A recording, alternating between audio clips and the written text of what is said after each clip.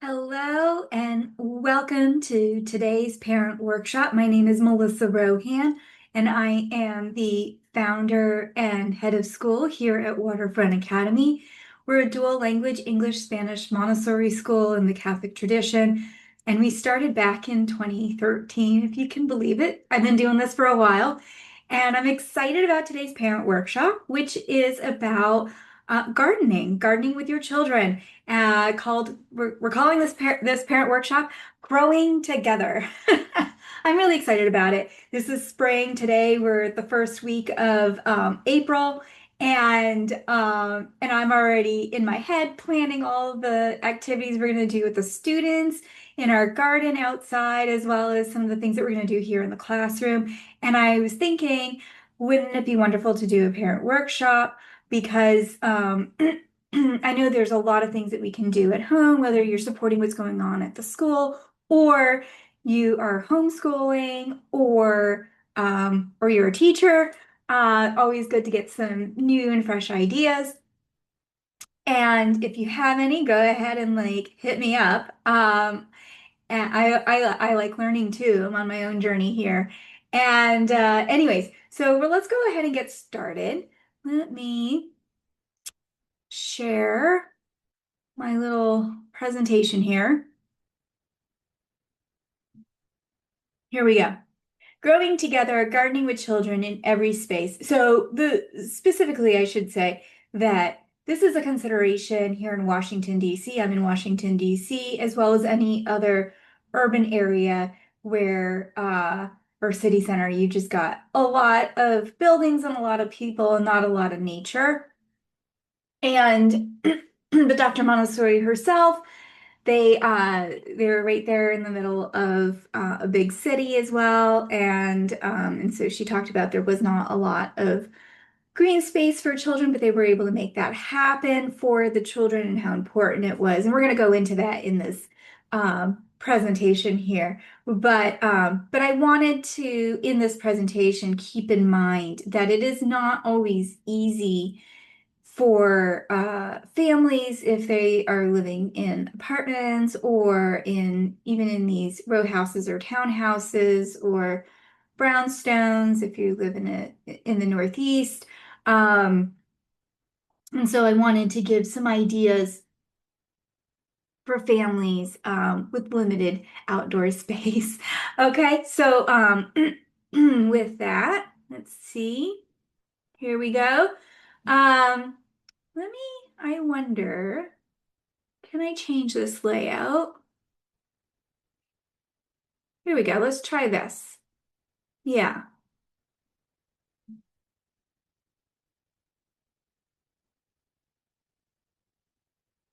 Did it work? Did it change my layout?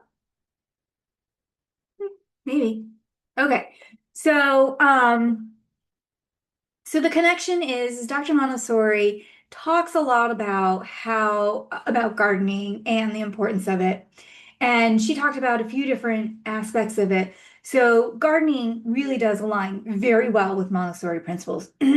Through tending the plants, the children engage in purposeful work, which we know is really important in Montessori, and builds concentration, that focus, right? So if you think about it, you've got to have a lot of patience when you put that seed in the soil, and then you got to keep waiting for that seed to sprout and to grow and to blossom. So, so you're delaying gratification. Excuse me. You're getting the child to focus. Um, and then there's just that deep respect of the natural world. You're also learning science. We can go a little bit we're going to go a lot further into this. But one of the big things that we talk about is care of self, care of others, and care of the environment. So this would be a care of the environment, or care of the environment activities. And so nurturing living things with intention, surely. Real work, that's the other thing. Like having children doing work for purposes of work is kind of frustrating, right? We don't like busy work.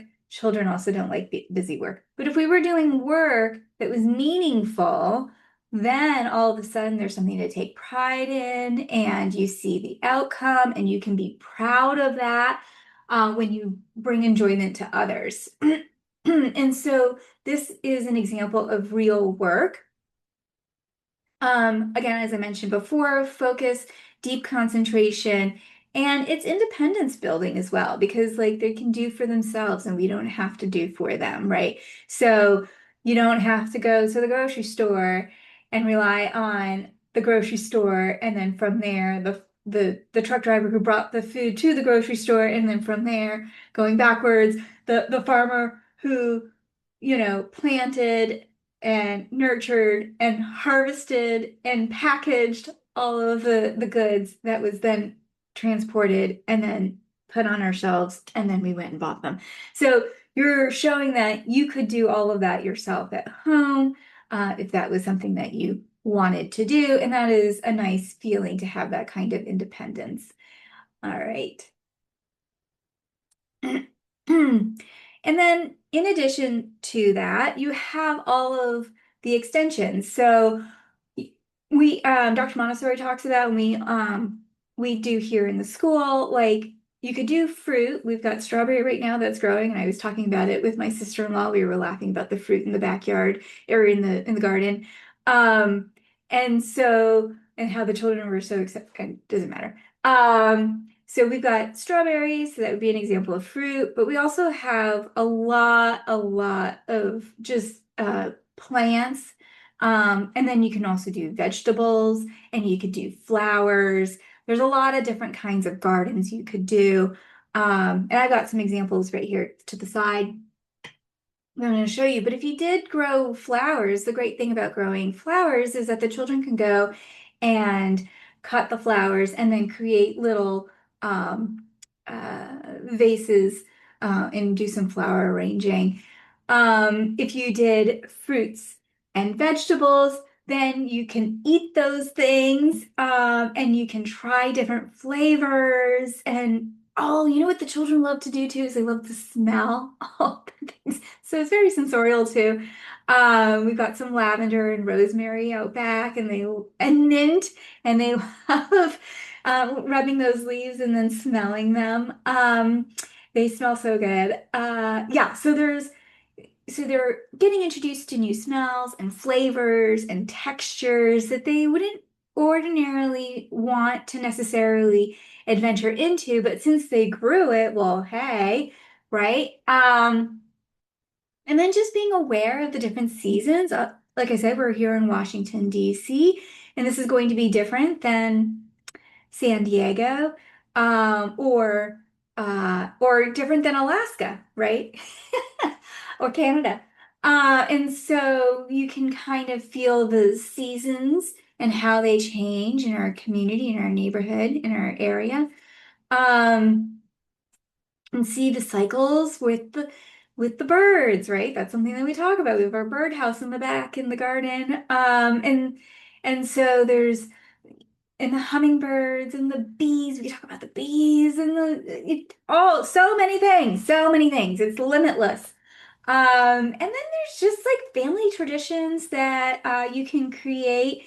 I know that the children, my children, my personal children, they really enjoy some of the things that we do at home. Um, with the different plants. They like helping me in our front garden. We've got, let's see, what do we have in the front? We have gardenias, and there's actually a very long tradition in my family with gardenias. And so when we go and nurture the gardenias. We harvest the different flowers and we bring them in the home. That was something that my grandmother did and my mother did, and now I'm doing with my children. So, and they're just so fragrant and so beautiful. Another thing that we did in our front garden in my home is we planted bulbs. So that was a lot of fun. And so now every year when the bulbs come up, the children get excited about that. And I've got children that are middle school and high school age. Like, we've been doing this for a while. And they still get really excited about that. I do too. And then in the fall we pick up all the bulbs and we take care of them over the winter, and then we put them back in. Excuse me, in the late summer we take out all the bulbs and then we put them back in the fall, excuse me. And so we do have a lot of fun getting our fingernails dirty with that. Yeah, so we do a lot of just fun little activities at home. And so we have those family traditions. And we also have some memories. So during COVID, we decided to take all of our groceries and any of the ends, like the carrot ends or like that root part of the lettuce or um, the radishes, the tops of the radishes, the we just put everything in little um, bits of water and wanted to see what was going to grow some roots. Onions, we did onions, potatoes, sweet potatoes, avocado, we did the avocado seed. So we do have those memories as well. So there's all kinds of things that you can do, and I'm going to go over a lot of these different things. I can't believe I'm only on what? Slide 3. So exciting. So getting started. If you have not if gardened before, it is not too challenging. And even if you are not successful, you learn from the failures, right? And that is also a really good lesson. But we want some successes. So what I would do is I would start with just a plant. Oh, I forgot to bring one. The one I was going to bring, I didn't bring up here. I had gone to many years ago over to Trader Joe's, and they have those little pots of plants, right? And um, and I had bought one for my adolescent class. And and then at the end of that year, after taking care of that plant, it had grown quite a bit actually. And so we were able to trim it a bit and then take the trimmings and put them in water and watch those roots grow. And then we planted those roots and then they took those home for the summer. So it was kind of interesting for them. And that is something that you can do with just one plant, right? So we did a whole year just working off of this one Trader Joe's plant, $5 maybe. And it was a whole year of lessons. Um, and you can do that. You can take care of it together. Everyone has a responsibility for this plant. And then and making notes of what happens, like different lighting and etc. So again, a lot of this is based on how old your children are and the amount of experience you have. But that is, I think, a very great way to get started. Oh boy, how did we get here? Let's go back. Um, let's see. 1, 2, 3.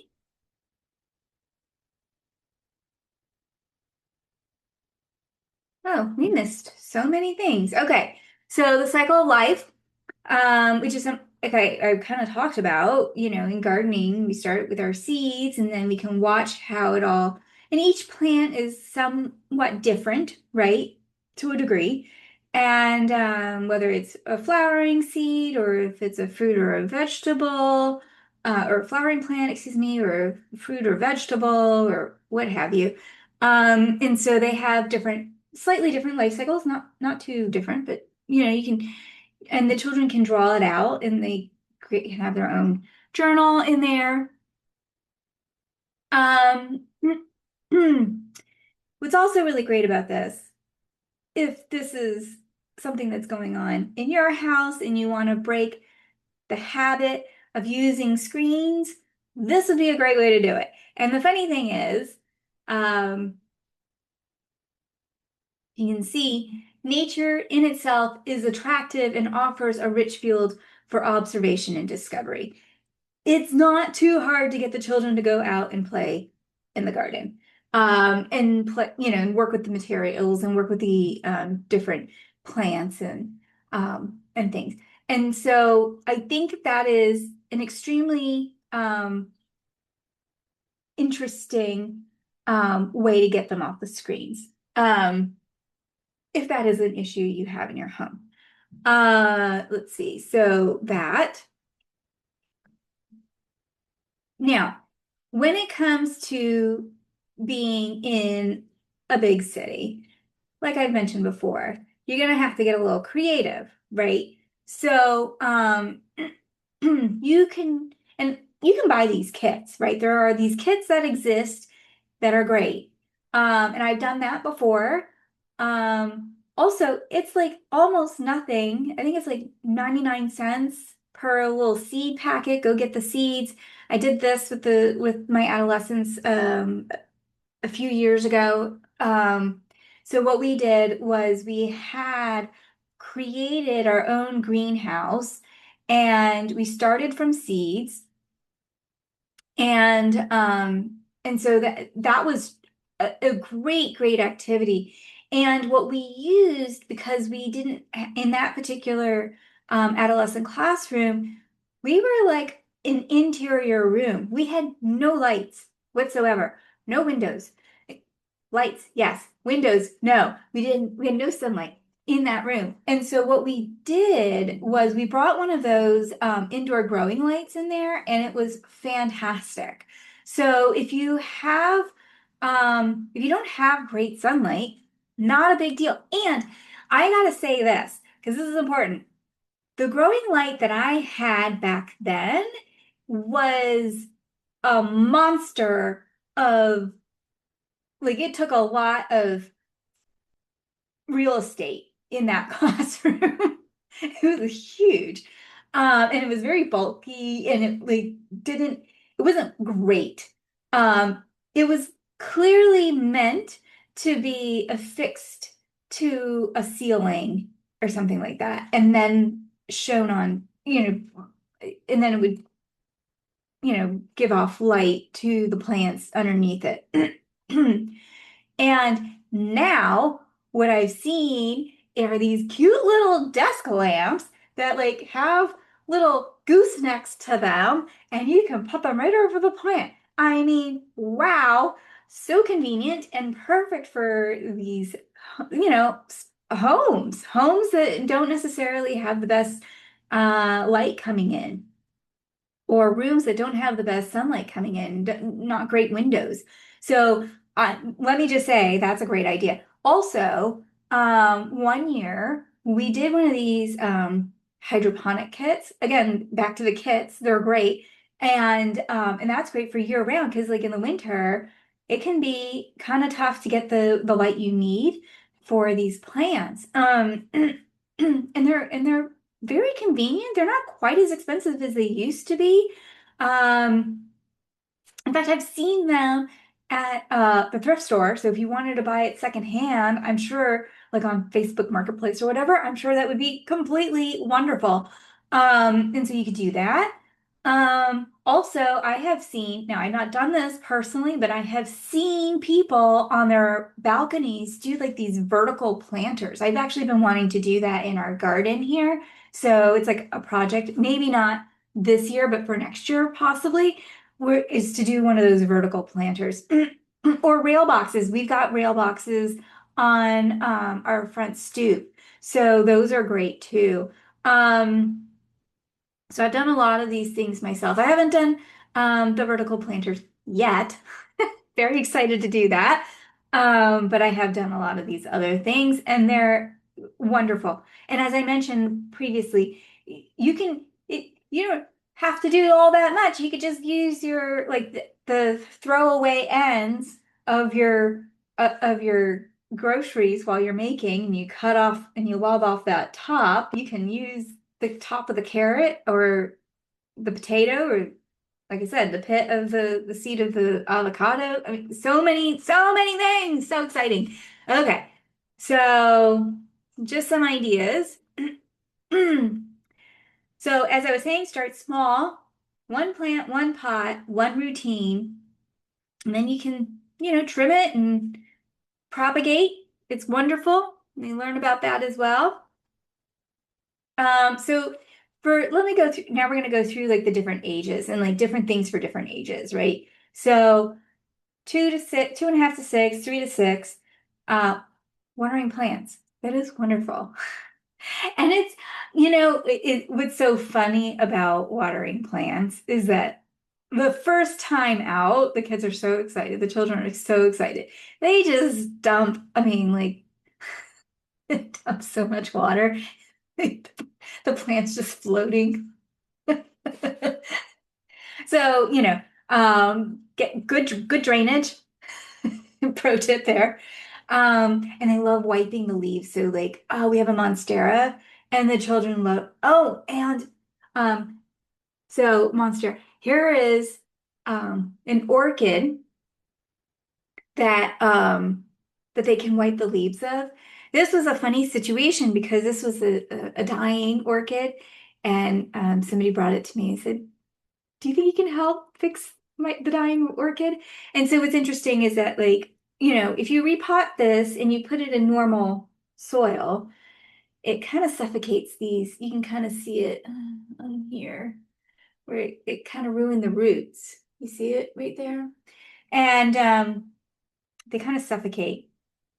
But these were kind of on trees, and so these roots would kind of get them anchored onto the trees, and they're not really supposed to be in soil. And so we took our orchid out, and so what we do now, because I think it's interesting, the children find it interesting, and I find their interest interesting, is we have not potted it, and yet we've been able to obviously bring it back to life, and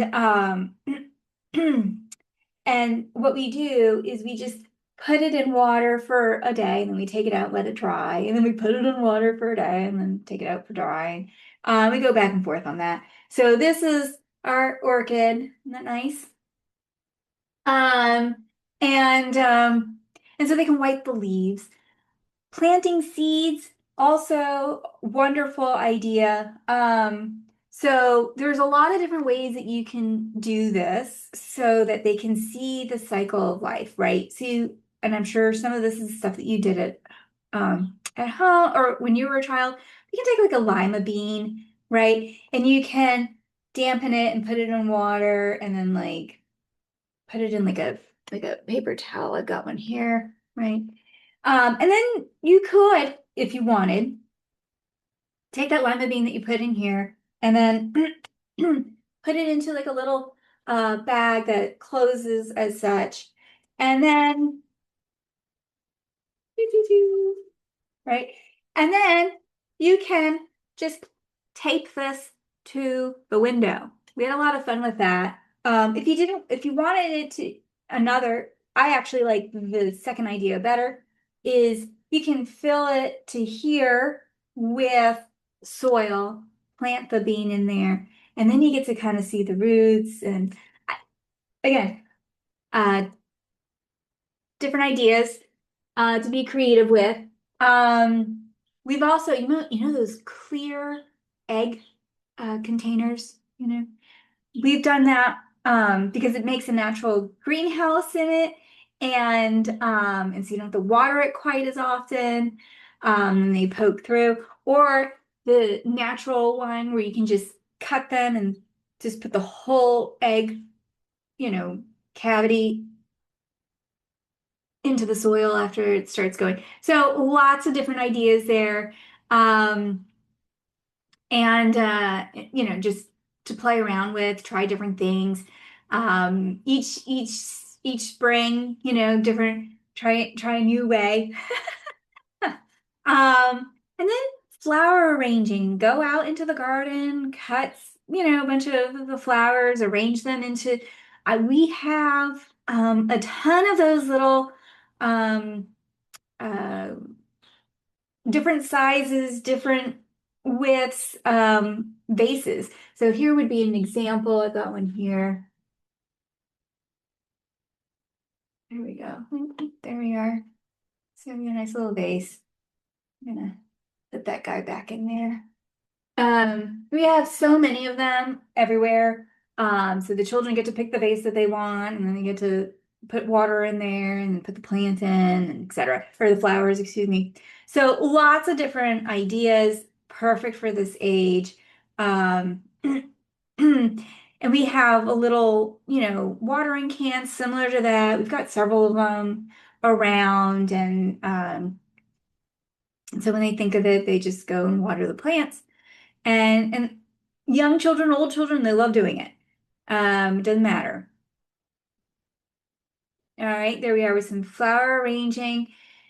Um, and that's a cute little vase there. Uh, again, perfect for this kind of activity for this age group. Um, so yeah, the cutting, placing of the stems, fine motor skills, just concentration, lots of wonderful things happening while they're doing this. The 6 to 12, that elementary age, now we want them to have a little bit of responsibility. We want them to look at the bigger picture and the smaller picture. Like they're interested in like the smallest thing and they're interested in the biggest thing. And so we kind of try and meet them where they are. And so this would be a great time. And let me show you, bring this vase back. So this would be perfect. This is our bamboo. I got it at IKEA, right? And then we took the little plastic root container off of it. And so they're very interested in looking at at the roots. And so we might put some of the roots under the microscope so they could take a look at that. Um, Very interesting. Um, and that's very interesting. And this, when we got this, it was just like a teeny bit, and you can see how much bigger it's grown. And they think that's interesting as well. They're very excited about that.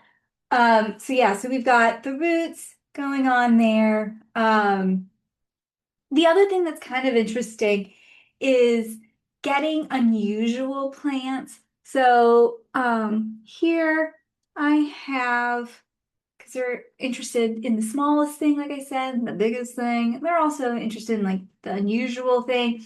I have a set that I have for the elementary, and we go over some of the most unusual plants, and they just think it is I mean, it's just pure uh, learning and it's fun and it's just amazing. So, but right here, as you can see, I've got the string of pearls plant, and they think that's really funny. And they do a really good job of keeping these plants. So you can see down here, I just purchased this plant this fall.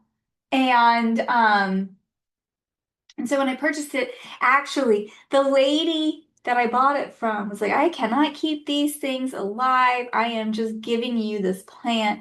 And I felt bad that she gave me the plant for free, that I went and bought another plant.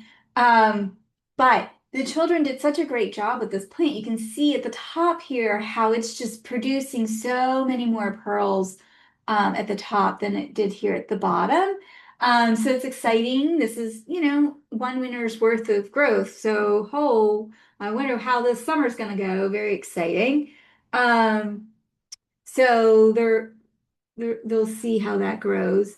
And the remember I told you with the older children in the adolescent classroom, I had created well, they did. Um, a whole greenhouse, right? Um, so what we did in the elementary classroom one year is, so this plant here is really wonderful. It starts with a T, anyways. But it just grows so well. So what we had done was we had mason jars filled it in with like some soil, moistened the soil, added some clippings of this into there, and then sealed it, and then they got to watch it just flourish in these little mini terrariums. And they just it was such a great project for them. They could see how it would grow, and then they got to take them home. It was wonderful. So we've done that before, and so many ideas. Anyways, and so in the elementary, we want them to also, in addition to like looking at the smallest thing, looking at the biggest thing, we want them to, like I said, with this small little terrarium, we want them to measure and track the progress. We do little garden journals. And remember, I talked about the compost kitchen scraps. That's the next one here. That was so much fun when we did the garden. But you can also do the composting. And in one of our gardens, we had like a little compost right into the garden. So it was like a little pit. And when we created the garden, we had created this pit, and so the children, they, oh my gosh, they really enjoyed being in charge of they had all their duties, and one of them was in charge of compost, one was in charge of watering, one was in charge of harvesting, one was in charge of pruning, one of them was in charge of propagating and seed collection. I mean, they all had their different tasks, and they would share those tasks. So sometimes somebody had it and sometimes other people had it. But the composting, it was really fun. We had these little charts up and what was green compost versus brown compost, and like how much of each they need to do and the layers of it, like a lasagna. So much fun. Anyways, so we talk about that.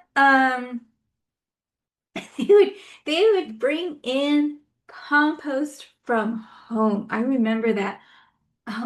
Memories, they just flood into me and I just get so much joy. We had students, not one, multiple students who would take the compost from home, put it in a bag as such, put it in their lunch, bring it to school, and then during lunchtime they would add their home compost to the school compost. It was so much fun. Anyways, so and then they like cooking. Cooking is great, and you can use all the stuff that you make in the backyard in your home cooking. Now, pro tip here on this one is that you want to make sure that what just be careful of any kinds of fertilizer or any kind of pest treatment that you might be using in your garden if you're doing this outside, because if you're going to eat it, you don't want that stuff necessarily. So just keep that in mind. Um, so if you are planning on eating, plan for that accordingly. All right. So gardening journals we had talked about. Now 12 to 14. You know what? Actually, going back to the gardening journals, I bet you I have the document around here pretty accessibly. Let me, I'm gonna see if I can find that and we can attach it because I think that would be a great idea. Um, Make it easy for you guys. Just download it and you make a bunch of copies of it and or however, whatever.